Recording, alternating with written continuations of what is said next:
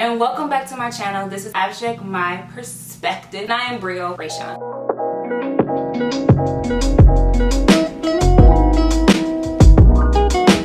So before we get into today's video, we have some business to handle. Okay, first of all, subscribe. If you are subscribed, click the bell so you know every single time I post, which is on Sundays. And also follow me on Instagram and TikTok. My name is still Abstract My Perspective on those two platforms and this one. So let's get into today's video. First of all, look, a lot of people have been trying to figure out if they have the money, how to spend it, and what's good, what's bad, what's proper, what's not. And I don't really know, you know? Have I shopped a little during this quarantine? A little bit. But I've chosen to support businesses that are small businesses during this time because I understand that if I was exclusively self-employed, I would still have to work. I would still have to figure out how to make money, how to make, you know, make sure Cairo can have food. So with that being said, I've chosen that if I can, I will promote stores that I like, brands that I like their content, that I like what they do, I will promote them. And if it is in my means, I will also shop them to keep them afloat because businesses being afloat does stimulate the economy, and that is very, very important. And basically we're in a situation, not to get political, not to get environmental, not to get into the things, but we need to make this economy as a globe work because we need each other, and that's what this is all about. So stay home, stay safe. If you can, buy vegetables, eat vegetables, and most importantly, let me tell you how to shop sustainably from your house. Okay, so first of all, I will tell you a short little story time about my experience with secondhand shopping and the world. Okay, you might have like 95 questions, and I've probably already been talking for like 2 minutes, so let me break something down. What the heck is secondhand? Everybody's been saying it. What is secondhand? What is sustainable? What are these words? Okay, first of all, let's start with what sustainability is. Basically, cute Brio definition is it's about making things that is good for the environment, that is not harmful, that is helpful, and that falls within the secondhand world. Secondhand is basically pre-owned item. Anything that is pre-owned can fall under secondhand. So with another tier under secondhand, there's thrifting and consignment, basically. So thrifting can be modern items that are being resold. So think Anthropologie, think Forever 21, think Zara, and then even think vintage, think designer also. They're sold through a nonprofit. That is what a thrift store is. It is basically a nonprofit that is selling clothes at a discount, and then with clothes that they don't use, they typically donate them to the less fortunate.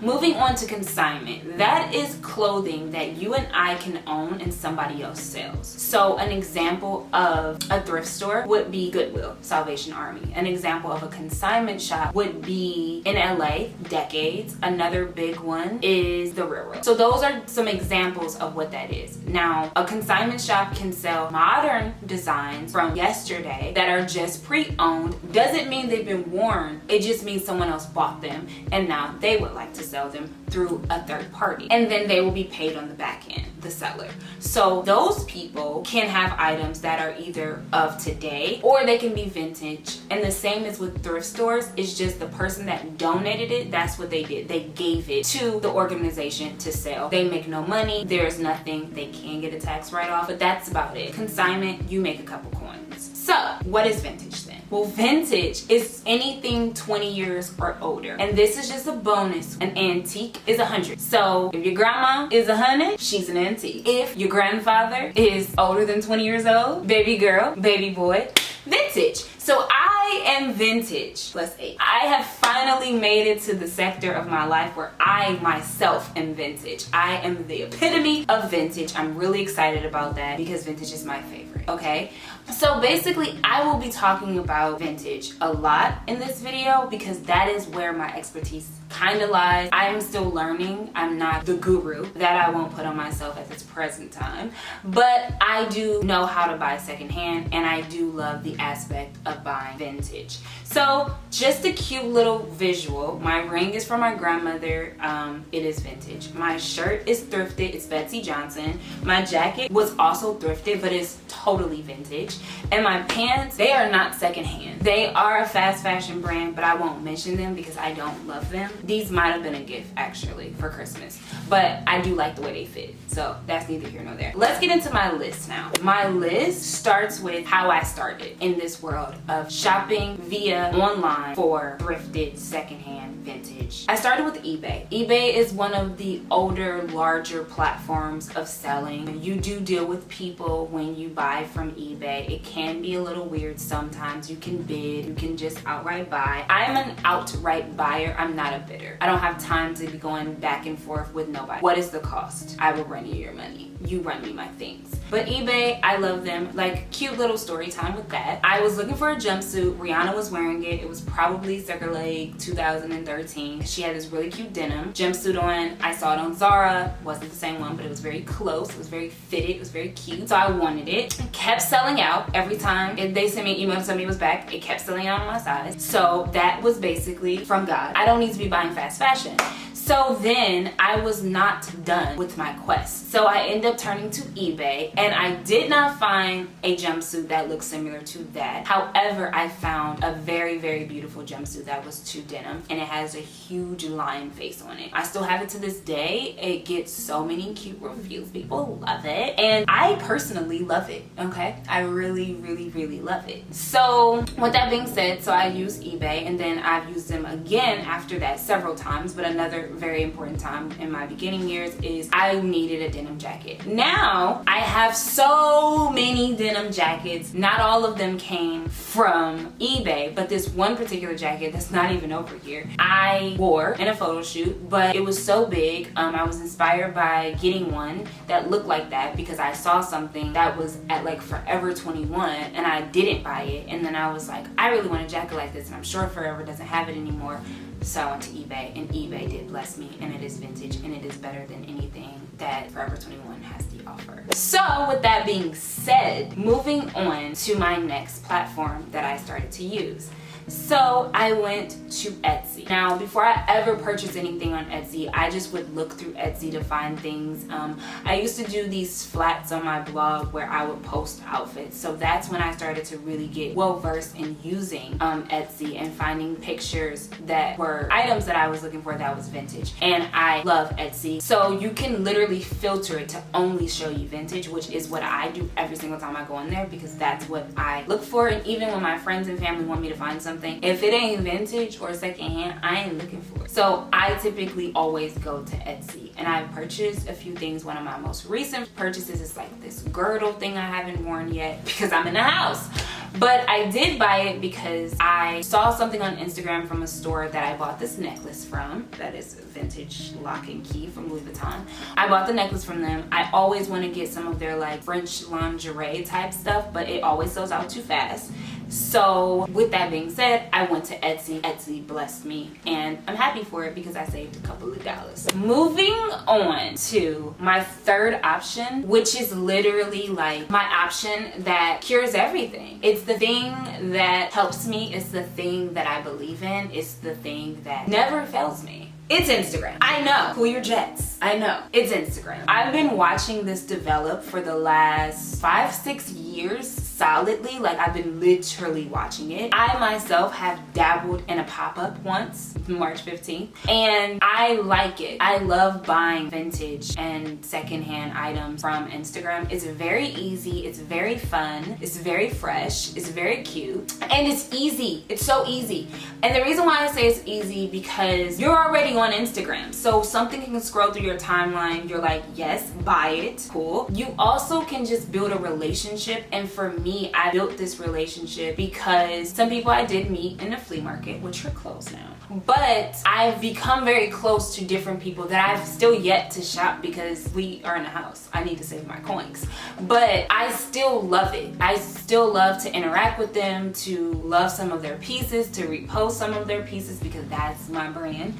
Letting you girls and guys know what's out there. So I love it, and it's just already there. So for convenience, it's my favorite. Also, I've gotten a lot of denim. I don't know. I have this obsession with denim, but I've gotten a lot of denim, a lot of fun pieces, a lot of crazy cool pieces, a lot of things that I personally probably wouldn't find in LA because I don't have the same type of thrift stores that I have in my hometown in Cleveland, Ohio. I haven't discovered them yet. As far as thrift stores, I typically frequent flea markets in LA over thrift stores. I've gone to Goodwill and been blessed and things. It's another one that is my favorite thrift store, but you can literally go through all my videos and you can see because they up, you know what I'm saying?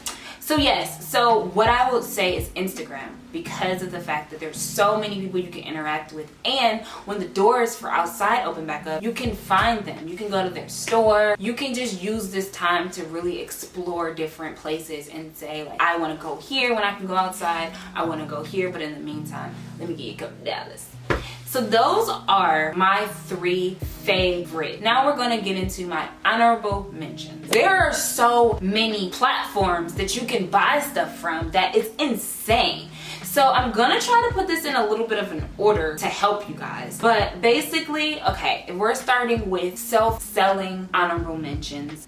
Let's start with Poshmark. I've heard great things about Poshmark. So many people love it. It's really, really high on the Google list. If you Google resale platforms or secondhand or how can I buy vintage or thrift or consignment online, Poshmark will pop up. Now, Poshmark is not a consignment shop. It is a peer-to-peer selling. And I'm using that term because it's basically you and I load our things on Poshmark and sell it. Depop is also the same. Depop is a little different because it is very Instagram centric. A lot of people use it and it's very put together like Instagram. It navigates like Instagram, but there are some great attributes. I've heard great things.